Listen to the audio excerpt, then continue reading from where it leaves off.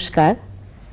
আজকের এই কবিতার ভুবনে অনুষ্ঠানে কবিতার সাথে আলাপচারিতায়, কবিতাকে নিয়ে কথায়, গল্পে এবং ভালোবাসায় আমরা শুধু কবিতারই বন্ধু হয়ে উঠব।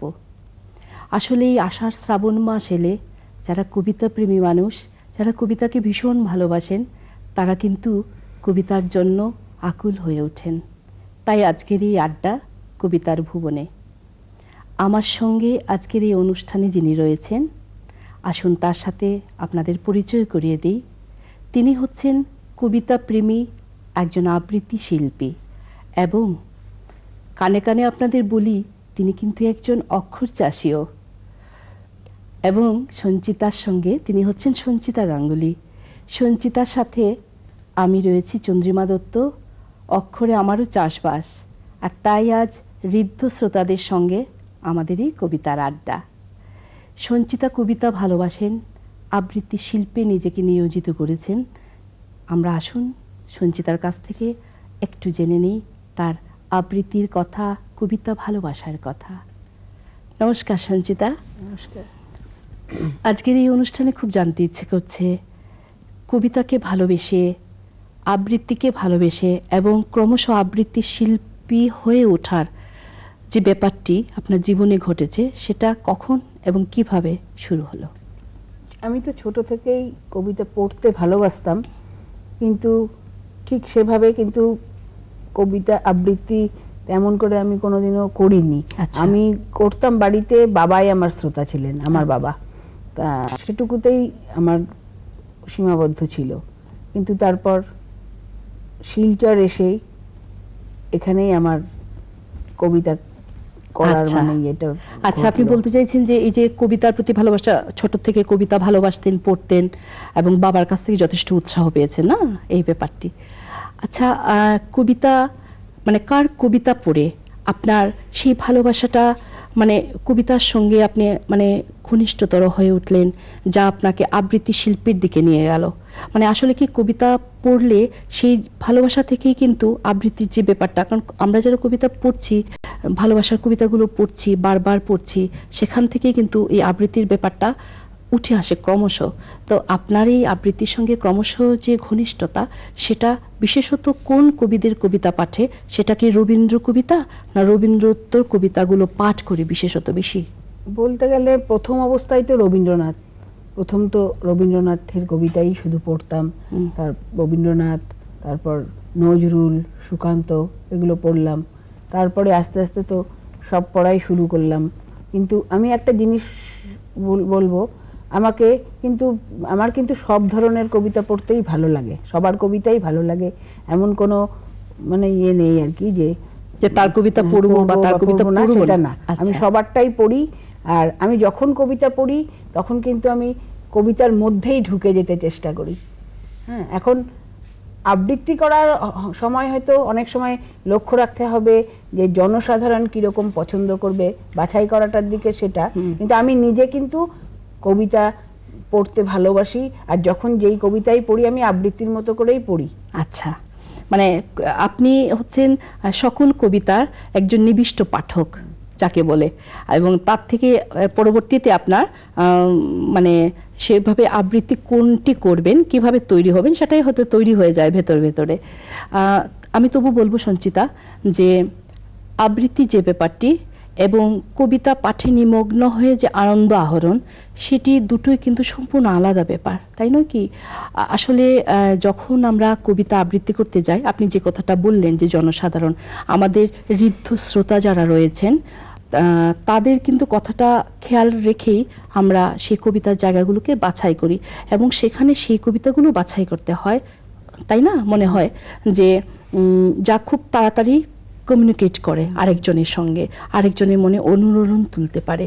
আর কবিতা পাঠ করে যে আনন্দ, ধরুন খুব বর্ষা, আষাঢ় শ্রাবণ বর্ষা, সে কবিতা পাঠে নিমগ্ন হয়ে পড়ছি, সেটা একটা আলাদা ব্যাপার। তো সেই জায়গাটায় কোন কবিতার সাথে আপনার একাত্মবোধটা একটু বেশি?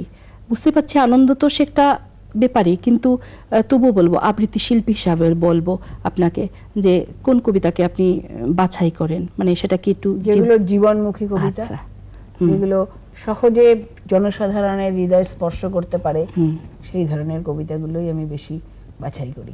আচ্ছা, মানে কবিতার মধ্য দিয়ে যে সমাজের কথা, মানুষের কথা, নারীর অন্তর্দহনের কথা ফুটে আসে, সেগুলো হয়তো আপনি পছন্দ করেন। আপনার আবৃত্তির আমি যতদূর শুনেছি, যেখানে দেখেছি আপনার কণ্ঠ কিন্তু অনেকটাই জোরালো এবং আপনি খুব তাড়াতাড়ি কিন্তু মানে শ্রোতাদের কাছে পৌঁছে যাচ্ছেন। তার অনুরণনটা বুঝতে পারি তাদের মাথা হেলানো দেখে। তো সেখানে আমি একটা কথা বলবো সঞ্চিতা, যে ধরুন রবীন্দ্রনাথ তো আমাদের জীবনে নানাভাবে ছড়িয়ে ছিটিয়ে রয়েছেন, ভীষণভাবে জড়িয়ে রয়েছেন বলবো। কেন কি আমাদের দুঃখ, আমাদের বেদনা, আমাদের বিষাদ, আমরা যদি কোথাও আশ্রয় না পাই, রবীন্দ্রনাথ কিন্তু আমাদের সেই আশ্রয়, যে সেই আশ্রয়টা এমনই যেখানে পূজার প্রেমেক হয়ে যায়, আমরাও কিন্তু বোধের জায়গায় আরেকটু অন্য একটা জায়গায় চলে যেতে পারি। সে হয়তো এমন একটা বোধ যে আমাদের আবার একটা শুদ্ধতার দিকে নিয়ে আসে।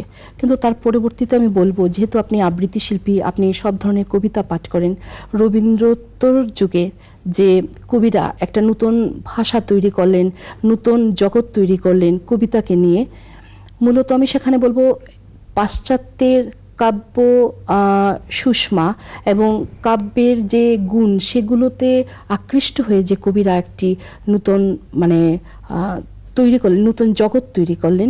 সেখানে জীবনানন্দ দাশ, বুদ্ধদেব বসু, অচিন্ত কুমার সেনগুপ্ত, বিষ্ণু দে, পরবর্তীতে শক্তি চট্টোপাধ্যায়, শঙ্খ ঘোষ, তাদের আমরা যা দেখতে পাচ্ছি, সেই যে ওদের কবিতা বিশ্বের সংকেত, সেই কবিতার বিশ্ব আপনার কি ভ্রমণ চলছে? এবং সেই কবিতা বিশ্বের যে সংকেত, তাকে আপনাকে ছুঁতে পারছে বা কিছুটা তোলপাড় করছে? সে তো নিশ্চয়ই করছে। আর এই ভ্রমণের ব্যাপারে, হ্যাঁ, ভ্রমণ আমার চলছে। এত বড় বিশাল সম্ভারে কতটুকু আমি আহরণ করতে পেরেছি সেটা আমি এখন বলতে পারবো না, একদমই সামান্য, কিন্তু ভ্রমণ চলছে। আর পড়তে ভালো লাগে। আর যখন যেই কবিতাই পড়ি আমি দেখি যেন মনে হয় কবি যেন বর্তমান সমাজের কথাটাই যেন সেখানে তুলে ধরেছে। সবার, তার মানে প্রত্যেক যুগে প্রত্যেকেতে সব একই একটা কমন একটা কিন্তু ইয়ে থাকেই আর কি, যে বোধের জায়গাটা, হ্যাঁ, জায়গাটা থাকেই, কমন একটা ইয়ে। মনে হচ্ছে যেন কবি তো এই বর্তমান সমাজের এই প্রতিভূ হয়ে দাঁড়িয়েছেন, তার এগুলোই এখানে ব্যক্ত করতে চেয়েছেন এরকম। আর জীবনানন্দ দাশ বলছেন, জীবনানন্দ দাশের এটা তো সবারই প্রিয়। সত্যি সঞ্চিতা, মাঝে মাঝে মনে হয় যখন কবিতা লিখছি সেই যে সময়টা কি তুমুল প্রেম কবিতার সাথে, আর জীবনানন্দ পড়লে কোথায় যেন একটা ছায়াচ্ছন্নতা মানে আমাদের আচ্ছন্ন করে রাখছে, বা মোহমুগ্ধতা বলা যায়।